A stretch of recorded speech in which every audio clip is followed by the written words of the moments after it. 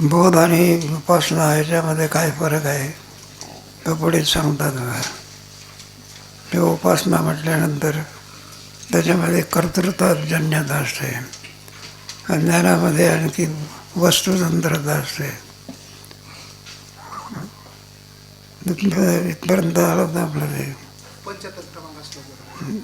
नाही, हे थोडं राहिलं ना. बोधोपास्ते विशेष काय चेत उच्यते शृणु वस्तुतंत्रो भवेद बोधा कर्मतंत्र उपासना. बोधोपास्ते विशेष बोध आणि उपासना याच्यामध्ये काय फरक आहे सांगतो म्हणायला लागले, ऐका तुम्ही. वस्तुतंत्रो भवेद बोधा कर्तृतंत्र उपासना. वस्तुतंत्र आपल्यासमोर जर एखादा खांब आला, त्याचं काही हे करणार नाही. तुमची इच्छा असो अथवा नसो, खांबाचं ज्ञान झाल्याशिवाय विषयासमोर की डोळ्यासमोर विषय आला की त्या विषयाची इच्छा जरी नसली तरी ज्ञान आहे ना. तुमच्या तोंडामध्ये साखर टाकली, मग ती तुमची इच्छा असो अथवा नसो, ते काय लागणार? मग ती उष्टी टाकू का? पण ती कशी लागणार? गोडच लागणार. त्याला म्हणतात वस्तुतंत्र. ते वस्तूच्या अधीन असतं बरं का. आणि कर्तृतंत्र उपासना. उपासना आपल्या मनावर अवलंबून असते, कशी करायची, काय करायची. नाही का, ज्ञानेश्वर महाराजांना नमस्कार कसा करायचा, उभं राहून करायचा का, लोटांगण घालून करायचा का, असा करायचा.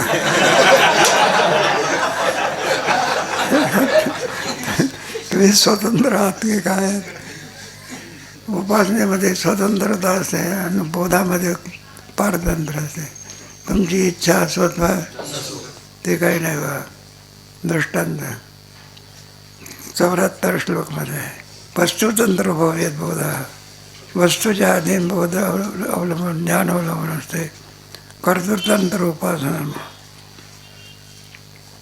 उपासनेमध्ये मात्र स्वतः करणारा जो असतो, करता तो परतंत्र असतो. बोधामध्ये आणि नाही, आमचं चुकलं की करतात कर्मामध्ये तो काय असतो, स्वतंत्र असतो.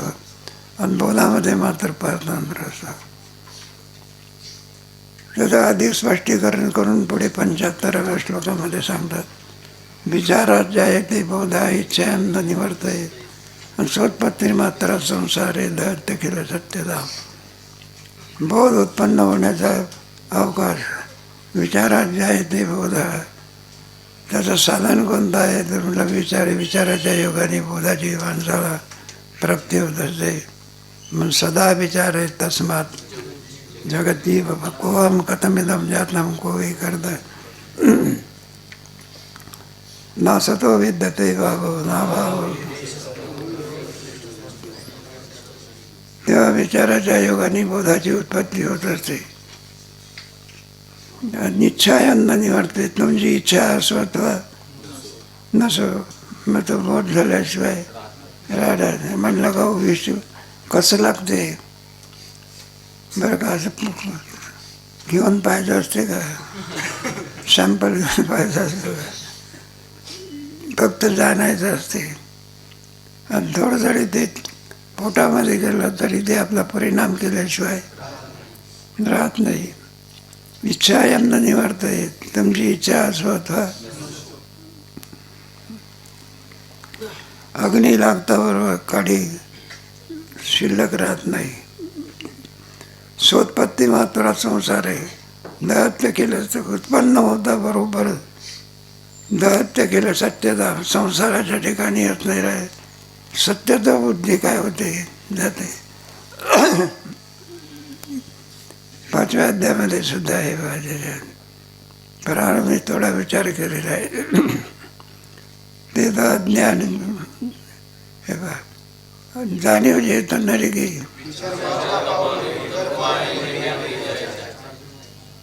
अजून आता या ना एर प्रपंच त्याला सत्यबुद्धी अज्ञान हारपेन ज्ञान 10 रुपये मग विज्ञान काय होतं? करपे. करपे म्हणजे नष्ट होतं.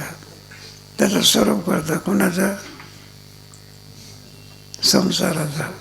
विज्ञान करपे. करपे म्हणजे ज्ञान झालं की दोरीचं ज्ञान झालं तर सर्पाचं मिथ्यात्व सांगावं लागते की आपोआप नष्ट होते.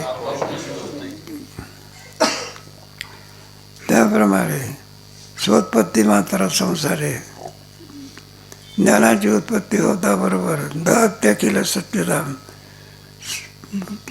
पदार्थाच्या ठिकाणी असणारी जी सत्यत्व बुद्धी, ती बुद्धी काय होते? निवृत्त होते.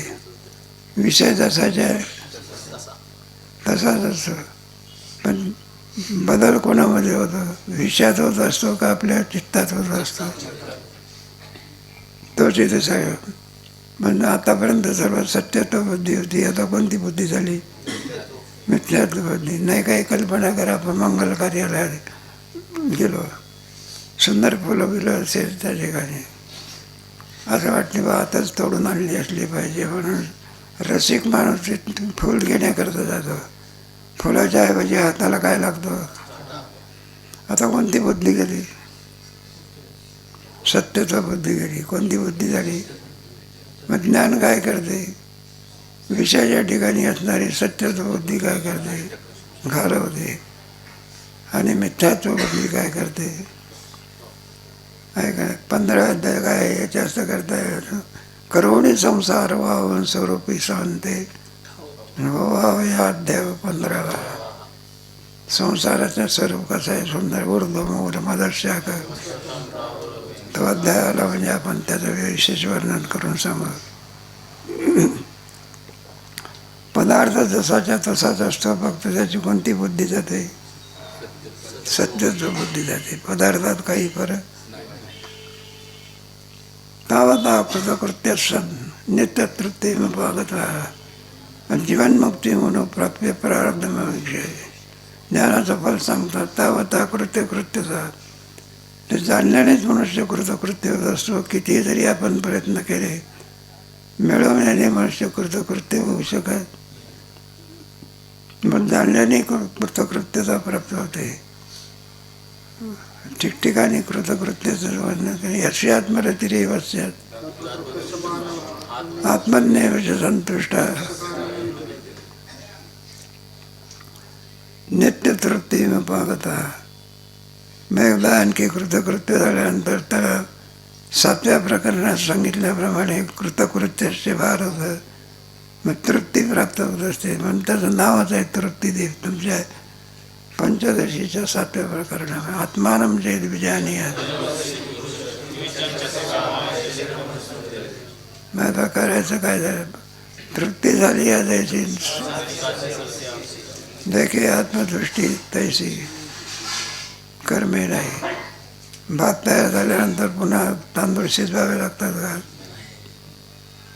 त्याला कृतकृत्यता असं म्हणत असतात. तावता कृतकृत्य नित्य तृप्ती उपागता. त्यालाच म्हणतात जीवनमुक्ती. आणि मनोप्राप्ती. याच देहामध्ये या माणसाला आणखी अशी अवस्था प्राप्त करून घेता येते. तिला म्हणायची मुक्त अवस्था. एक बद्ध अवस्था आणि दुसरी कोणती अवस्था? विषयी बाबाने कोणत्या अवस्थेत आहे? बद्ध अवस्था. बद्धतेतून सुटण्याकरता प्रयत्न करणार त्याला साधक अवस्था. आणि जो बद्धतेतून बंधनातून सुटलेला आहे त्याला काय म्हणायचं? पिंड्यातला पोपट बद्ध आहे. आणि झाडावरचा पोपट नाही का स्वैर असतो तो. तिथं असते काय? इथं काय पारतंत्र म्हणजे मालक टाकेल तेवढं खायचं. मालकाच्या अधीन असते. त्याला देणं न देणं त्याच्या कुठं काही स्वाधीन आहे का? आणि झाडावरचा पोपट तो जात बाईला सांगत असतो. म्हणलं चला कुठं आपलेच झाड आहे सगळे. मालकाच्या आहे पोपटच म्हणतो ही झाडं कोणाची आहे? आपलेच आहे सगळी. मुक्त अवस्था होते. जीवनमुक्त. हेळा मात आहे. भक्तीच्या सामर्थ्यात सुंदर वर्णन 9व्या अध्यायामध्ये असं आहे. का म्हणला ही मुक्त अवस्था माणसं कोणालाही प्राप्त अपिचेत्सु भजतोही मामा धन्यवाद. भक्तीचं सामर्थ्य त्याच्यामध्ये सांगितलेलं आहे. किती का पापी असे ना तरी त्याला मुक्त अवस्थेमध्ये नेण्याचं सामर्थ्य कुणात आहे? भक्तीमध्ये सामर्थ्य आहे. कृतकृत्य संत नित्य तृप्ती उपागत आत्यंतिक निवृत्ती जीवनमुक्ती म्हणून प्राप्त. मग देह पडून जातो का तसा? देह पडत नाही. प्रारब्ध आहे तोपर्यंत व्यवहार होतच राहणार. कोणाचे म्हणा, जोपर्यंत प्रारब्ध आहे तोपर्यंत प्राण शरीरामध्ये राहतो. आणि प्रारब्ध संपलं की प्राण काय होतं? दिवा कुठपर्यंत जळतो? जोपर्यंत तेल आहे तोपर्यंत जळतो. तेल संपलं की कोट्यावधी रुपयाची तरी आणखी कार असली मग कुठपर्यंत चालते? पेट्रोल आहे तोपर्यंत. पेट्रोल संपलं धकलावं लागतं.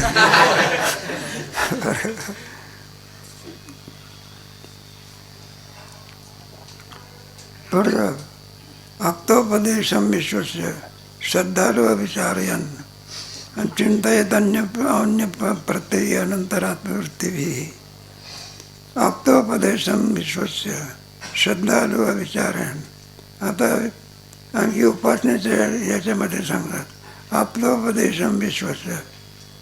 कारण असं आहे ना, एखादी बाई असली तिला काहीतरी शिवरात्र म्हणा, सोमवार म्हणा किंवा काहीतरी प्रदोष म्हणा करत, तिला काही पंचांगाचं ज्ञान आहे का? मग जो कोणी पंडितजी सांगेल आज काय आहे, शिवरात्री आहे, मग त्याच्यावरती बाया काय ठेवतात? विश्वास. आप्तोपदेशम, आप्तस्तात म्हणजे यथार्थ बघता, खरं बोलणारा बघता. नाही तर आपला बघा 2 वाक्य बोलतो आणि अर्ध वाक्यच खरं असते, त्याला आप्तोपदेश नाही म्हणतात. काही काय म्हणतं निरोप सांगायला लावला, स्वतःचं काही घुसळून त्याच्यात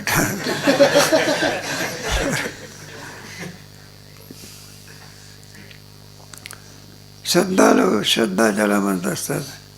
अविचारयन, विचार करण्याचं काम नाही. श्रद्धेमध्ये विचाराचा अभाव असतो. श्रद्धा म्हणजे श्रद्धा लभते त्रिविधा भवती. श्रद्धा देईनाम सा स्वभावजा सात्विकी राजसी जेव. आपण संतांची पाहिजे माझा सर्व भावे दास. वचनाला मोडी जरा विश्वास नसतो. अविचार तो विचार करीत नसतो. आणि चिंतयेत अन्य वृत्तीभी.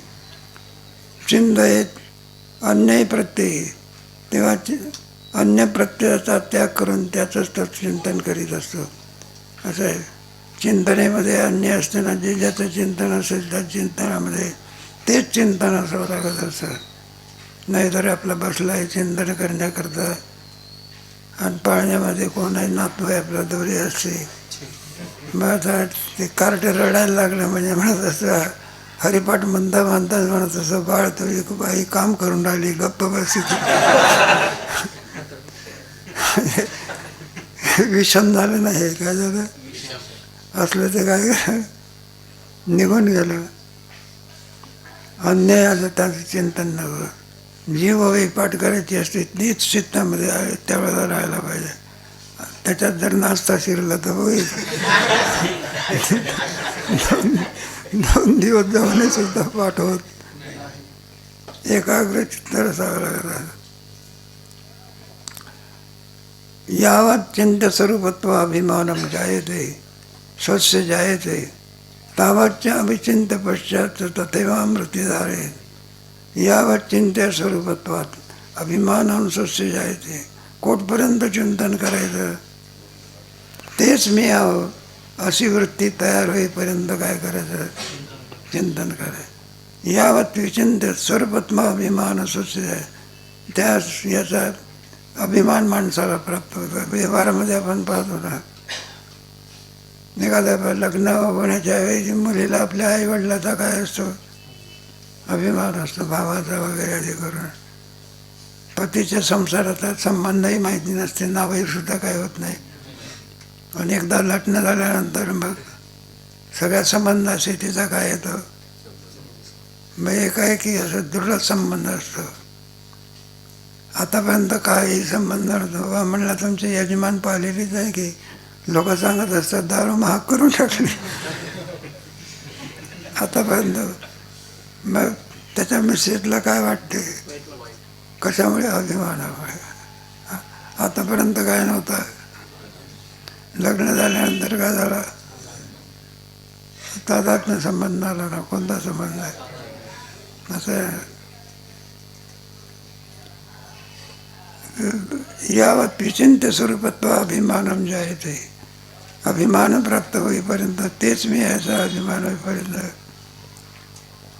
यावत विचिंत्य पश्चात तथैवामृते, यावत विचिंत, तोपर्यंत माणसाने चिंतन करावं.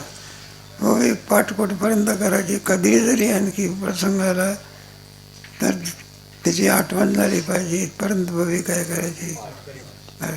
नाही तर मग पाठ करून येत असं परीक्षेच्या वेळेला डोकं खाजवत बसतो. म्हणलं पाठ केली पण काय होत नाही. तसं नाही होत. न विचार करताना सुद्धा काय झालं पाहिजे. म्हणजे गाचापाटी वगैरे असतात ना, खूप चिंतन करतात बघा.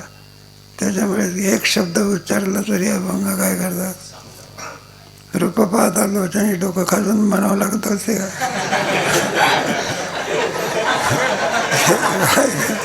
इकडे पाहतो आणि इकडे अभंग म्हणतो. दृष्टांत,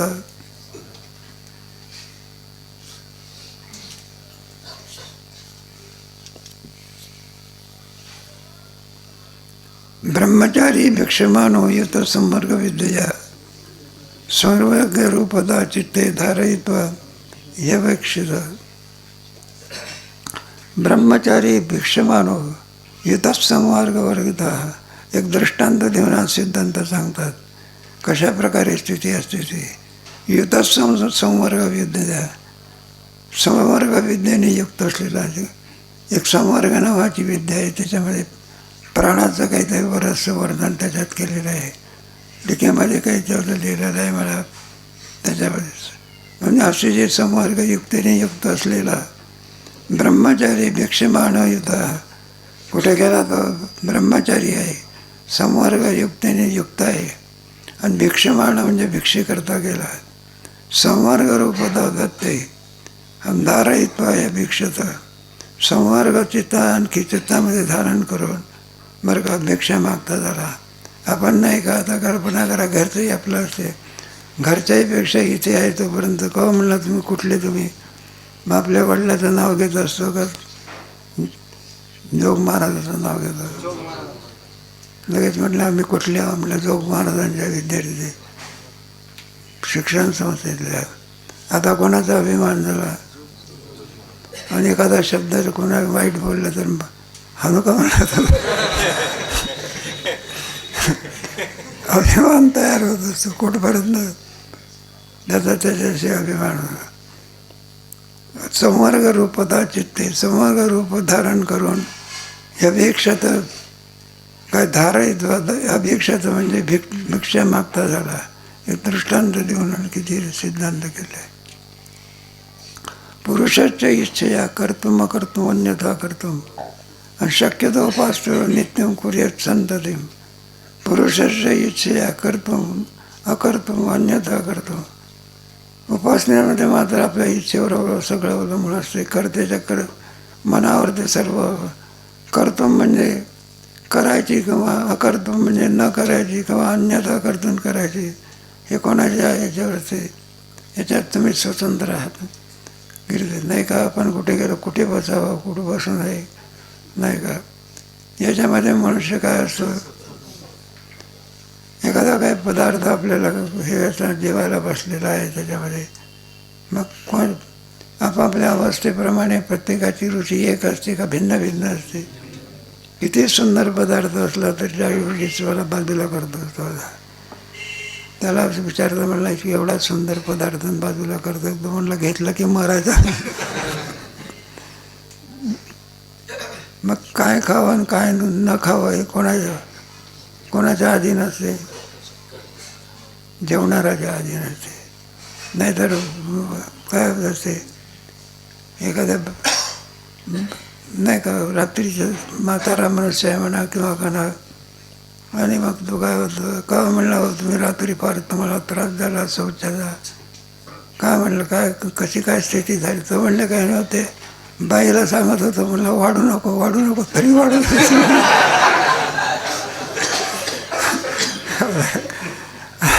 बाईने तरी वाढलं पण तू तरी कशाला काढला. गुन्हा कोणावर जातो आणि गुन्हा कोणाचा आहे स्वतः आहे का. किती खावा किती खाऊ नये कोणावर अवलंबून आहे. मग स्वतंत्र आहे काय आहे काय. पण पदार्थावर तर आपलं स्वातंत्र्य नाही आहे. जे असेल वाढणाऱ्याच्या बाबतीमध्ये आपलं काय नाही, पण खाण्याच्या बाबतीमध्ये आपलं काय लावायचं. मी ते एक दृष्टांत दिलेलं आहे म्हणायचं. पुरुषाच्या इच्छा करतो पुढे अकर्तो अन्यथा करतो. काय करावं काय करू नये वगैरे. इथं हे लावायचं नाही कोणतं. परमात्म्याच्या ठिकाणी करतो अकर्तो अन्यथा करतो शक्ती होते तो नाही घ्यायचा. आपल्या जेवणातल्या बाबतीतला प्रकार चालू आहे. कारण देवाच्या ठिकाणी कोणती शक्ती आहे, करतो अकर्तो आणि पुढे शक्यतो उपासते नित्यम कुर्यात पद्धती. शक्य असल्यामुळे उपासते नित्यम कुर्यात. उपासनेच्या बाबतीमध्ये नित्य आणखी सातत्य असावे लागतं. मग सतत शब्द ठेवलेला असतो. तुम्ही पहा अनन्या चिंतयंतो माम अनन्य चेत. नाहीतर आपलं दुःख आलं त्यावेळेला आपलं आणखी भगवंताचं का म्हणायला लागले. आता तुम्ही आतापर्यंत आम्हाला काय जरूरत आहे म्हणाले. भगवत भक्ती करण्याची आम्हाला कोणती आवश्यकता आहे म्हणजे. मग अवश्य आणि एखाद्या वेळेला कठीण प्रसंग आला म्हणजे तो काय करतो, भक्ती करतो. केव्हा करतो तो, कठीण प्रसंग आल्यावर ते करतो. पुन्हा कठीण प्रसंग संपला पुन्हा जसाच्या आहे मग तो काय भक्ती करत असतो का. सातत्य आहे का खंडित आहे. मग खंडित भक्ती आवडत असते. प्रेम चालीला अखंड खंडेना जीवन. गंगा नदी काय थोडी वाहते पुन्हा बंद पडते पुन्हा वाहते. खऱ्या भक्ताचं लक्षण काय असतं. अखंड खंडेना जीवन रामकृष्ण.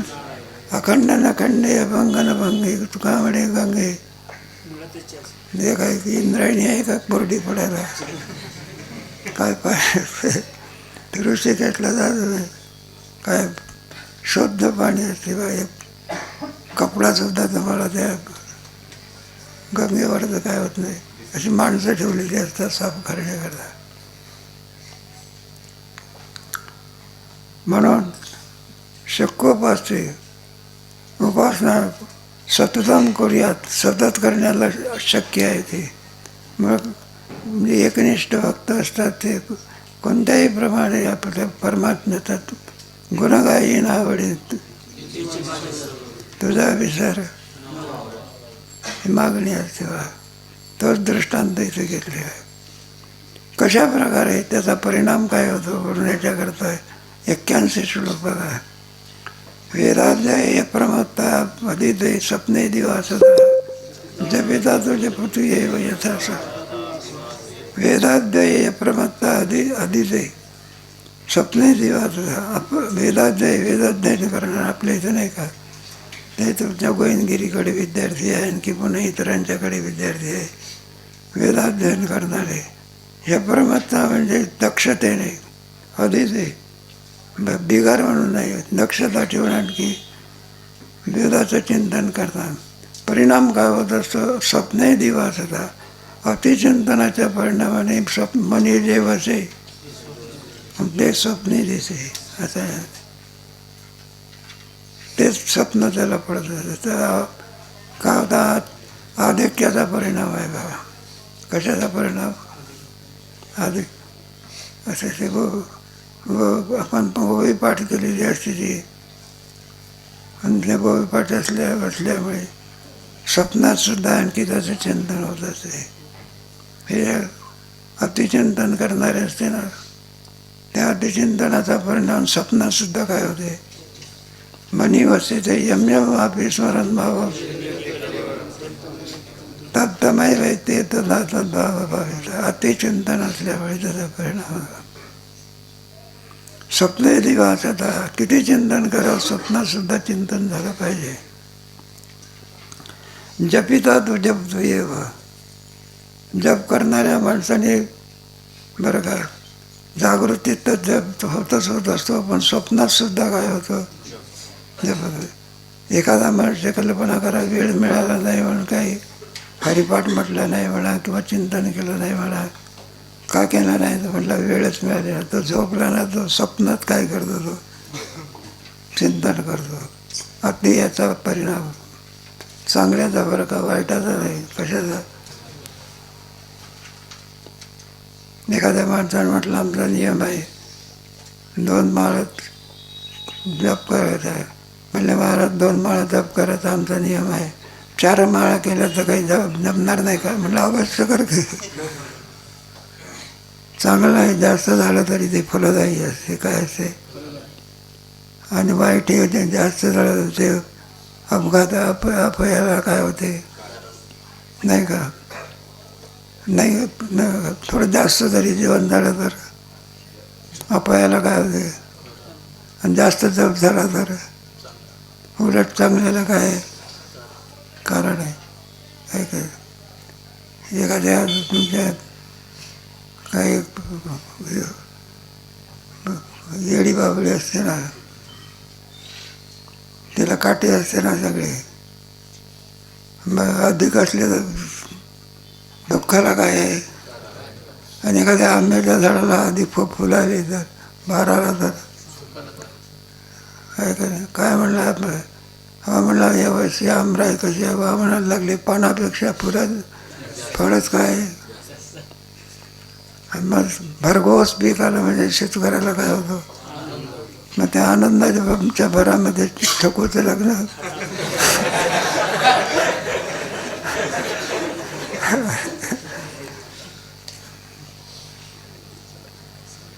इथे दृष्टांत आलाय म्हणून सांगितलं.